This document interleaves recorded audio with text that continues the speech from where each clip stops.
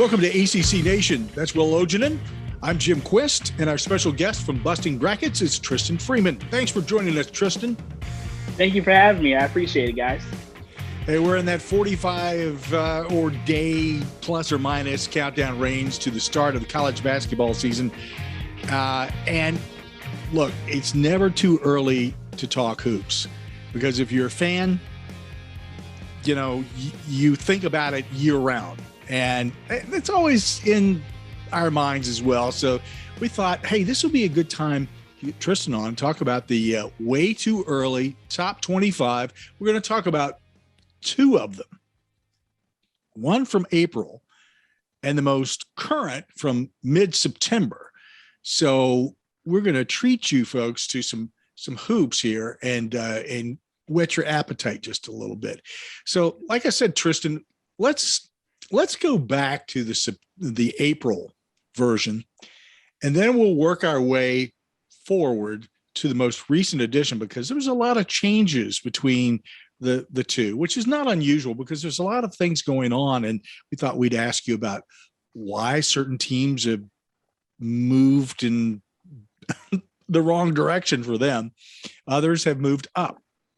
So let's take a look back at the top five that was from April. At 5 was Baylor. At 4 was Alabama. At 3, Michigan. At 2, Ohio State. And at number 1, I don't know if we're going to all agree on this or not, but it seems like Gonzaga is the team to beat this season. And then the latest power rankings came out, and that top 5 looks a little bit different. So let's talk a little bit about that top 5 and why it's different. The April version had at number 5 Baylor. Now, in the most recent, at number 5 is Michigan. Tell us about Michigan and what's so different about Michigan this season, and what are they bringing to the court? Yeah, Michigan's floor was always going to be high as soon as Hunter Dickinson decided to return. You know, he was one of the few freshmen that played above his potential All-American season. They did lose a lot of seniors. Some teams were able to keep theirs, but Michigan lost not only their seniors, but also lost Franz Wagner to the draft. But they had a number 1 recruiting class coming in. 6 guys, all top 60 or better. A couple of 5-star prospects, Caleb Houston, who I think will replace Isaiah Livers without issue. Moussa Diabate, who is one of the better combo big men in the class. And they were always going to be in the top 10 range, depending on what happened. But once they added Devontae Jones, the Sun Belt Conference Player of the Year guard from Coastal Carolina, it pretty much gave them, along with Eli Brooks returning, that veteran core backcourt that was going to keep them in right in the Big Ten picture. They have the front court already set.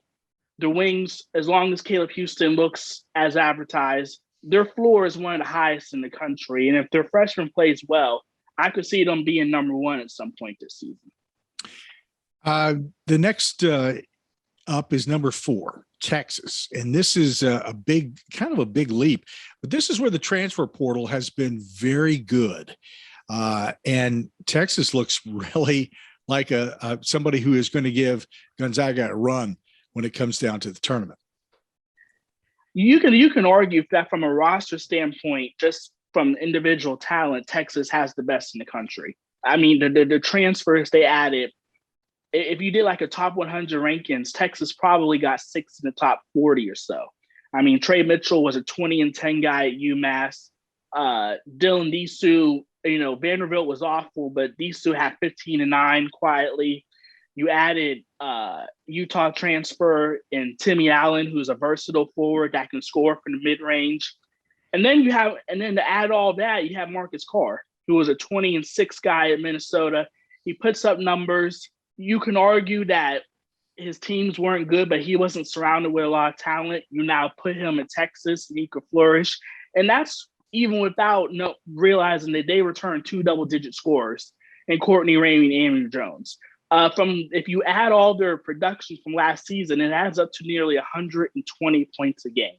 They're obviously not going to score 100 points this season, and there's going to be a couple of guys who are going to have to sacrifice their production. But assuming Chris Beard can make it work and can get these guys to gel, they're going to be in the top 5 pitcher all season long and could easily be a national title contender, assuming everything works out.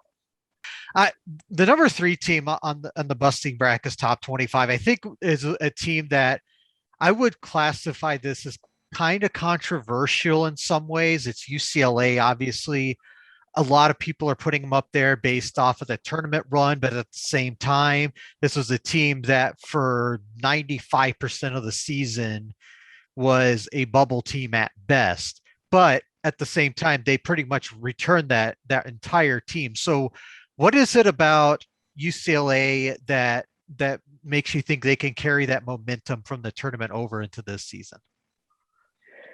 Yeah, I think not only did UCLA have a great tournament run, but the entire Pac-12 did. And if you remember how the season started, the Pac-12 basically nixed their non-conference due to their own COVID policies. So they were playing behind the 8 ball when it comes to how we viewed the conference in general, and they all effectively beat up on each other. So you could argue that UCLA played a lot better than they did resume-wise. You also can say that had Michigan State actually beat them in that playing game, we wouldn't be thinking about them like that. But when you return a guy like Johnny Juzang, who's going to be on All-American mentions, you have Jaime Jaquez, who's one of the best versatile players in the country. And besides bringing back everyone, you add in a 5-star prospect in Peyton Watson, who's an outstanding wing.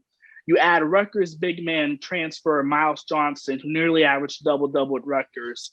There's just so much talent and depth that it's hard to not have them at the very least top 10. And when you consider that there's going to be chemistry and their continuity they have compared to teams like Texas, that's going to have to take a minute to gel. I do think they're warrant a top 5 spot, but they're also going to be someone that if they falter a bit and struggle in a non-conference, people are going to have an "I told you so" attitude about them.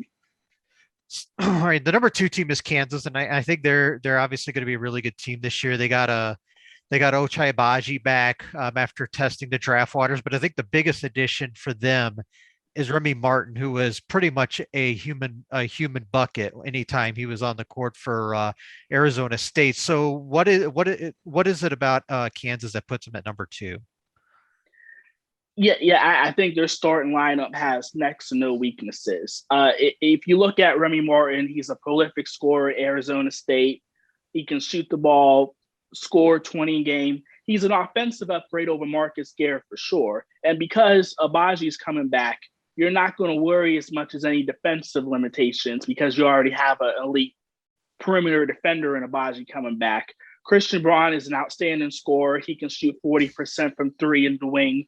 And then the front court duo, Jalen Wilson and David McCormick. McCormick had sort of a breakout campaign towards the latter half of the season. I think he's going to make a case for one of the best bigs in college basketball. And that's not even including the transfers, Joseph Yesufu from Drake and Jalen Coleman-Lands, who's in his 7th season from DePaul and all over the place. They have so much depth, talent, the coaching and Bill Self. They're probably, if it wasn't for the fact that Gonzaga has 2 of the best street players in the country, I think any other year Kansas would have been the number 1 preseason team.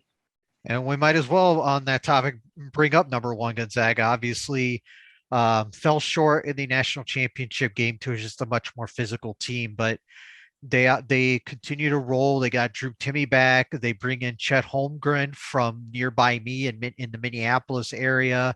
I mean, one of these years, it's got to happen that for them, right? Yeah, I mean, even if you look at teams like Kentucky and Duke, they haven't made the Final Four in a while, despite consistently having top 2 recruiting classes. You know, the NCAA tournament, there's a lot of luck involved. And eventually, if you make the tournament every year and you make the Sweet 16, now going on 6-7 years in a row, eventually the odds are going to get Gonzaga a title. And it could very well be this upcoming year. Everybody has Drew Timme, has the consensus number 1 returning player. Chet Holmgren is the the college unicorn. Who knows what he's going to do? He's going to dominate the WCC. And amazingly, they bring in a guard who's ranked higher out of high school than Jalen Suggs and Hunter Salas, who's a top 10 prospect. And he might not even start. Andrew Nemhard is going to be an All-American candidate. He was fantastic after getting the waiver for Gonzaga. Brazier Bolton averaged nearly 16 a game at Iowa State, and he's going to play with a much better supporting cast. There's so much talent. There's 4 other top 60 guys that are going to be role players like Anton Watson, Ben Gregg, Julian Strother. And that's not even including Nolan Hickman, who decommitted from Kentucky, top 20 player, and went to Gonzaga. Gonzaga has 4 point guards that could any other year run their offense, and they're going to have so many different lineups. The only concern with them is shooting without Corey Kispert around, but even then, there's just so much talent, and they're going to be able to score so easily with Holmgren and Timmy that they had to get the number 1 preseason spot. Some questions for you before we get into the ACC. I know that the impact of the COVID seniors has been pretty great. We've seen that in pretty much all sports so far, but let's talk about the transfer portal for a second. It seems to me like I think that over the last couple of years that we've seen this continual upgrade and improvement in college basketball overall. It's much more competitive. Give us some of your thoughts on how the transfer portal is having an impact on college hoops. Yeah, I mean, for some, it's controversial, but I'm just a big believer that if a player doesn't want to be at that school, it's not helpful for the player or the school for them to be there. I think chemistry is a big concern sometimes when it comes to how teams operate. In the transfer portal, you can more or less have rosters that have the buy-in because everybody wants to be there one way or the other. And when you look at all the teams with the transfers, rather than having really good guys on average or bad teams by themselves, they're effectively linking up and creating, you could almost say super teams when you have Remy Martin joining Kansas when normally he wouldn't have to. Or even in other cases, when you can have the NBA draft, you have players now with choices.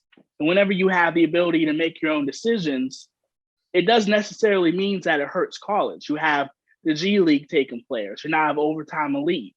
You have the NBA draft changing the rules when it comes to agencies. So now players don't have to automatically go in and leave. And with the transfer rule having the one-time waiver, it creates a scenario where players are going to have a whole bunch of choices and options.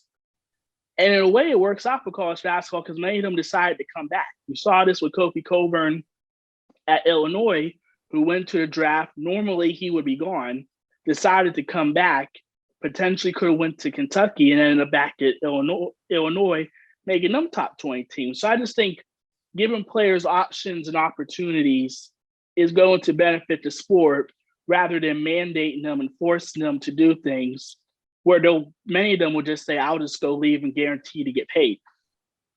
Two questions before I flip back over to Will here. Let's stick with the transfer portal for just a second. Obviously, it's had a heck of an impact on some of the top echelon teams. But how about some of the teams that maybe not top echelon? Have we been seeing some of these players transfer into lesser known programs and up what they're doing? Is it equal is what I guess what I'm shooting for here? Yeah, it really does depend on the situation. Like there are some teams where they have one star player and he knows that he's on an average mid-major team, that he's probably, if he knows he's able to, he's going to make the leap. We saw this with, like I said, Devontae Jones. Coastal Carolina did win the Sun Belt, but they lost 6 seniors. So he was going to come back to a completely new and underachieving roster. So it made sense for him to go. But you're seeing a lot of these mid-major coaches like UAB with former Ole Miss coach, forgot his name, but he comes in, he's brought in 7 transfers this offseason and bolstering UAB's roster. You're seeing it out west with LMU, Mark Pope at BYU bringing in top tier transfers. So it's sort of overall balance where there are going to be some teams that are going to be decimated by transfers, but then there are going to be others who embrace the transfer portal, bring in a lot of talent. And if you can get a one breakout star out of the bunch, it could single-handedly take your team to the NCAA tournament. So there always will be ups and downs with it, winners and losers every offseason. But if you play the game right and get lucky, then it could single-handedly change the fortunes. All right, Tristan, this is the one thing that I'm waiting on.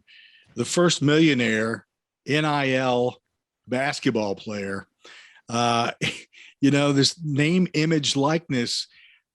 I haven't really seen a lot of basketball players reaping the reward just yet. Or am I missing something here? Am I missing out? There's a couple of examples like Memphis with FedEx, their partnership, and Nike at Oregon, where players can potentially make a lot of money. I don't think you're going to see it year one because everyone's feeling it out. Mm-hmm. But in the future, depending on if you can get a generational type prospect, you're seeing it a little bit with Mikey Williams, who's a 2023 prospect, already signed NIL deal when it comes to his name, image, and likeness. You're going to see players make thousands, tens of thousands. It's hard to see someone get to that millionaire status because I don't think they're going to be in college long enough to do that. Like if you have one incredible year and you're a top 15 draft pick, you're going to leave. But for others, like with Dickinson, he wasn't good enough to leave right away at Michigan, but he's going to have opportunity to make some money. And I think depending on what the going rate is, depending on if companies really feel there's a value into it, you're going to start seeing the price go up more and more for some of these college stars, which will help the sport because guys are going to be more likely to stay than go into a European deal if they're not a clear-cut NBA draft. I hadn't really thought about that European aspect of it. That's a good point. Mm-hmm. So before we get into the ACC, I actually want to ask you about another specific conference, and that's the SEC, because I am very intrigued by this conference. Obviously, I think there's 5 teams in the top 25, which I think any of them can really win it this year. Auburn, Arkansas, Alabama, Kentucky, and Tennessee. So what, like, obviously Kentucky is, they load up on the 5 stars, plus they got some, I think probably their biggest weakness has been filled with their shooting. Alabama, they're gonna shoot from 3. Eric Musselman's the king of the transfer portal. It picked up Chris Likes from Miami. John Fulkerson's back at Tennessee. Auburn's got really good. So just kind of assess the top half of the ACC, because I think that could be one of the most intriguing stories in college basketball this year. Yeah, it seems like the SEC strategy is basically literally 5-star prospects or transfers. And that creates a whole lot of variance because not all 5 stars are the same. Some guys are one and done stars. Others are not necessarily bust, but guys who's going to be around for a while. And then with transfers, it's actually like 60-40 in terms of the success rate. Not every transfer is going to work out. If you want to look at who to bet on, Eric Musselman in Arkansas has the best success rate when it comes to transfer. He can mix in guys. It'll be interesting to see what Calipari did because we all talked about Wake Forest transfer, Olivier, Wake Forest big man from last year who went to Kentucky. Olivier Sarr. Yes, thank you. Yes, Sarr. And he was almost a consensus, number 1 impact transfer. He had next to no impact realistically. So they're going to do it again with Oscar Tshiebwe from West Virginia. Hopefully he'll have a bigger impact. They got Kellen Grady, CJ Frederick. They got the 5 stars in Damian College and Ty Washington. You could make an argument any of the 5 teams can not only win, but they could also potentially flame out and miss the tournament. All of those games are going to be interesting. It's hard to see who has the clear-cut edge, but if you want to bet safely, it will probably be Arkansas for now. But the SEC, it's going to be very fascinating because there's so many ways all of those teams can go. And there's probably a good 11 teams potentially that can make the tournament. Ole Miss had some really good transfers. Texas A&M got some really good transfers as well. And if any of them can break out, they'll be tournament good, because there's certainly going to be a lot of top 25, top 50 opportunities to enhance the resume. Is St. Bonaventure the best non-power conference team not named Gonzaga? They have the highest floor. I think that if you turn the safest bet, you never know which other mid-majors could potentially, uprise them, even in the A-10 itself. But you have one of the best defensive big men in the country in Osun Asuni. Kyle Offen's a fantastic point guard. They got 3 other double-digit scorers back. They're just the sort of the safest bet, because their defense, is going to be fantastic. And they got enough scoring to be competitive. But Richmond returns 4 starters as well. They're going to be up there. BYU loses their WCC Defensive Player of the Year, Matt Harms, but brings back an All-American Alex Barcelo, as well as a couple other good transfers. I think the early bet would be St. Bonaventure, but there's probably 10 mid-majors not named Gonzaga that has at-large potential. And it's thanks to transfers and a lot of seniors opting to come back for 5th year. True. And low-key, I think the WCC might actually be a fun conference to watch if you're up for it, besides from Gonzaga, because I think obviously BYU looks really good. I think San Francisco looks really good too. I know they have that Jamari Bowie. I believe he's back this year. I remember watching him a lot last year. But anyways, let's move on. I want to get into the ACC.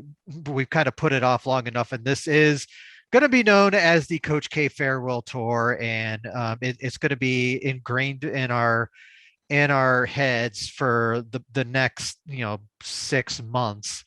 But I do think that the front court is going to be the strength of this team. I'm a big believer of Mark Williams. He played so well towards the end of the season. I think he'll probably be preseason player of the year. And there's obviously Paolo Banchero, who is a 7-footer who can hit the outside shot. But I think there's my question though. Like, guard play is still a bit of a question for me. What do you see with Duke? Yeah, I think this team's going to come and go with Jeremy Roach. I mean, he wasn't the point guard last year. You saw what happened when Jordan Goldwire was the leader. Their ceiling just dramatically dropped. Roach is a combo guard, and that can always be tricky, because some combo guards are really just undersized shooting guards who bring the ball up. But point guards who have to facilitate, initiate the offense, make everyone better. Can Jeremy Roach do that with such a young team? Or is this going to be a scenario where, Banchero has to lead himself and be really the guy who can create his own offense? I think there's a lot of talent for Duke. Trevor Keels is going to be a really good shooter. I agree with you that Mark Williams is going to be a breakout star. AJ Griffin's going to be someone who flies under the radar a bit, but can easily be a 15-point scorer himself. It's going to come down to the top stars being great on both ends, because there's just not a lot of depth. They're honestly one injury away from having to run out 6-man lineups per game, and that's a little concerning. But from a ceiling standpoint, they have the highest in the ACC. All right, let's move a few miles up the road to Chapel Hill, where we have a new coach in Hubert Davis, who was, Roy Williams' right-hand man for a number of years and absolutely deserved the chance. And they have their roster makeup is a lot similar to that. They have a really good front court with Armando Bacot, but Caleb Love, I think in a similar situation, I think he's going to be the reason North Carolina succeeds. Do you agree with that? Oh yeah. I'm high on the Tar Heels. I think from a roster standpoint, they have the best in the ACC. I think their transfer pickups of Brady Manick from Oklahoma and Dawson Garcia Marquette was perfect for them, because it allows them to get out of that traditional too big in the paint lineup, and that has its issues. Because the lack of spacing can affect the guards. And you saw that with RJ Davis and Caleb Love. When they couldn't create their own offense, it's kind of hard to do so when you have two bigs clogging the lane and neither of them can spread the court. But now you can have Brady Manick as one of the best stretch forwards in the country, Garcia can do the same. It's going to open up for everyone. And I think if we were more certain about Coach Davis in his first year, I think UNC probably would have been the near unanimous pick to win the league from a roster standpoint. But they have Final Four potential if things can click, and if Caleb Love can take that next step, as I think he can. So let's go back to April again. The way too early top 25. Then the honorable mention team at that point was Louisville. They've been bumped by Virginia, who comes in at the honorable mention point with the September release. Number 18 was Virginia Tech, who's disappeared. And then, of course, North Carolina State, Florida State, and Duke. The teams that have dropped here, and I'm not talking about Tech dropping off or Louisville dropping off, but North Carolina and Florida State both have dropped in the rankings.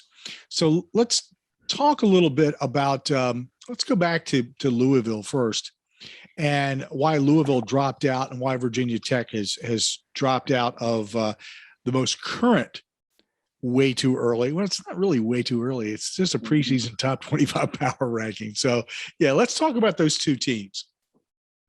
Yeah, I mean, it wasn't even necessarily as much as them dropping, but when you have Memphis getting Imani Bates and Jalen Duren in July, you have Illinois getting back Kofi Coburn, Texas Tech bringing all those transfers. It really was more about other teams elevating themselves into that, which by consequence pushes teams out. Louisville, their thing is, I'm not sure if they have a single top 100 player on their roster, but I think they have 8 guys who you would put between 100 and 200 country.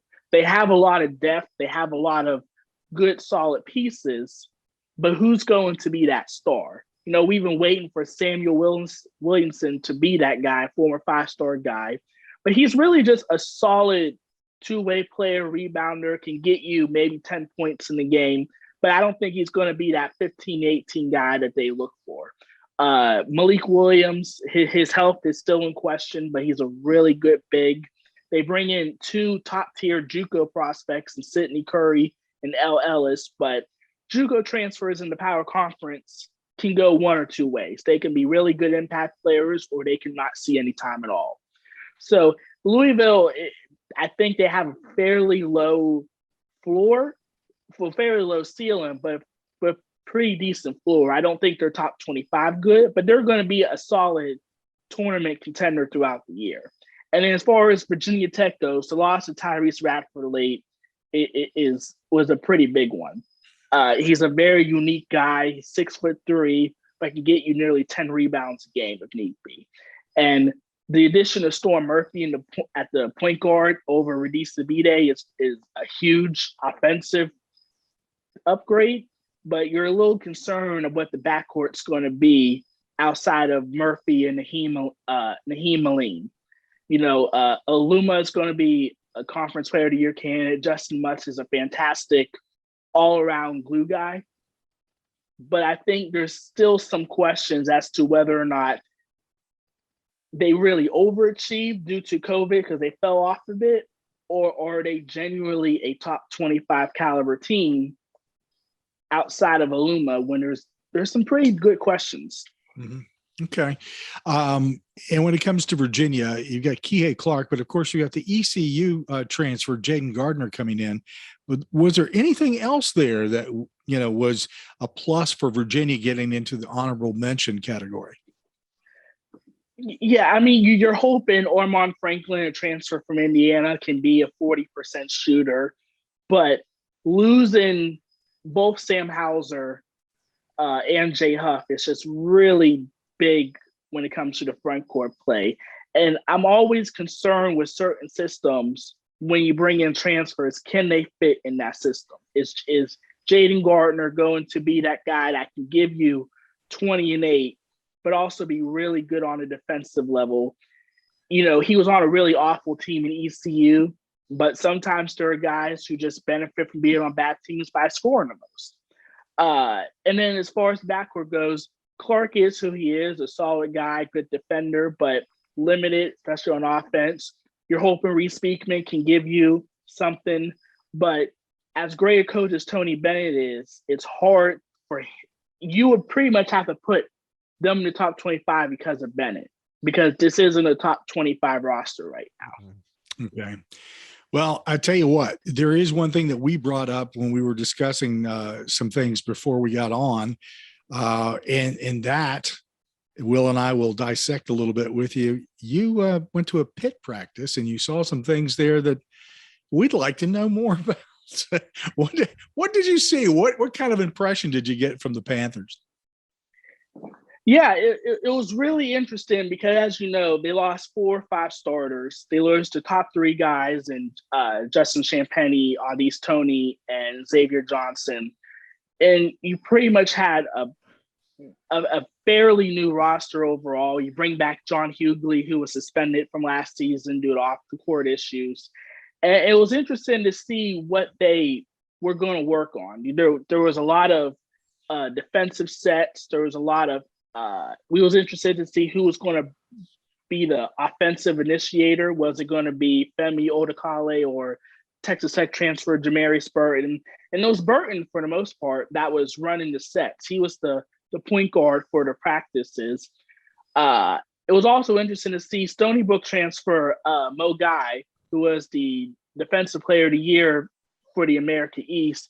He was playing a lot of the 4. He's a 6'9", extremely athletic big who doesn't even need to make any effort to dunk. He's just ridiculous in terms of his athleticism.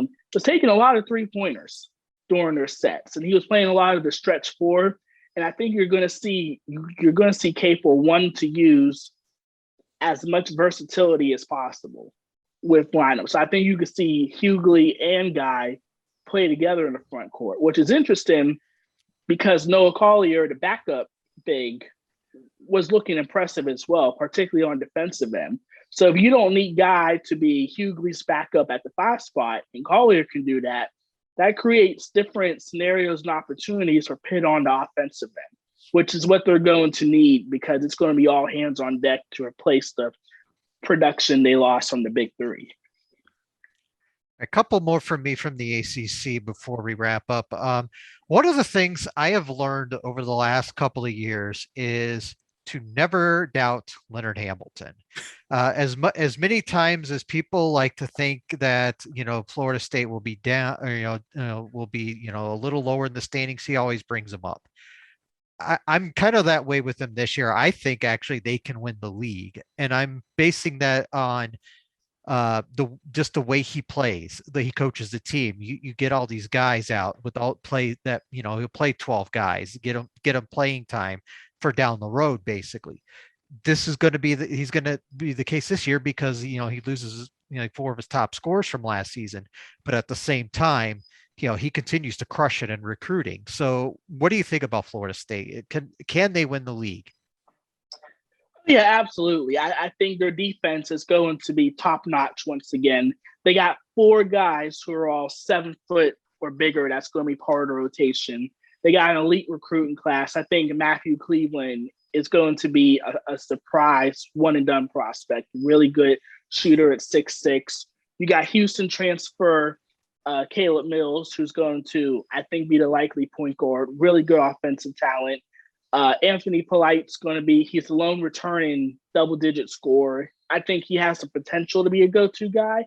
It's going to be a collective effort for sure, but their depth and defense, I think, matches up really well with the rest of the ACC because I think they can handle Duke with their depth. I think they can handle UNC and just in case they shoot. And with the rest of the conference, I just don't see how many teams can match up with them on the inside. I think from a marathon standpoint, 20 games in the ACC, that Florida State has a really good chance to win the most for sure. All right, let me ask you about Syracuse. This is obviously another great season, going from the bubble to the Sweet 16, pretty much on the shoulders of Buddy Boeheim. Is this a situation where they're going to be pretty much right smack on the bubble again this year? Yeah. The loss of Quincy Guerrier is big for them because they're now reliant on top 50 freshman Benny Williams to be that versatile forward that can rebound a lot, score, create his own offense. You're now hoping that Buddy Boeheim, a bounce back year from Joe Girard, and Villanova transfer Cole Swider can be an offensive juggernaut. You're also hoping that Jesse Edwards inside can be a really good big. It's just hard to see defensively how Syracuse is going to be able to stop anybody. They may be one of the 4 worst defenses in the ACC. There's going to be a lot of shootouts. And if you're not a good defensive team, that's going to put you in position. You even saw last year, they gave up 90 points on average to Pitt in the 2 losses, and that almost single-handedly knocked them out of the tournament. I don't think they're going to be any better this year defensively. I don't know who's going to be intimidated by their zone because they just don't have a lot of size or athleticism to utilize a zone. And I don't think that they have the front court play to stop anybody from wanting to go inside on them. So they have enough offensive talent to win games that they maybe shouldn't, but they're going to lose games they should as well and be right smack dab on the bubble again for sure. I want to thank our special guest, Tristan Freeman from Busting Brackets, for coming by and joining us, talking about some basketball and getting us all worked up for the season, which is 45 plus days away or less, depending on where you are and when you're listening. So thank you, Tristan, for coming by and joining us and talking about basketball. Yeah, thank you for having me anytime. I appreciate it. It was real fun. Tristan. Thanks for joining us on ACC Nation. Follow us by subscribing on your favorite podcast or streaming radio platform and on YouTube. We'd appreciate a 5-star rating while you're there. Visit our homepage at accnation.net and support us via PayPal. Keep up with the latest by following us on Google News. You can find ACC Nation on Twitter, Instagram, Facebook, LinkedIn, Reddit, and Pinterest. Follow Will at Will's World MN, and I'm at ACC The Q. Cheers. Score.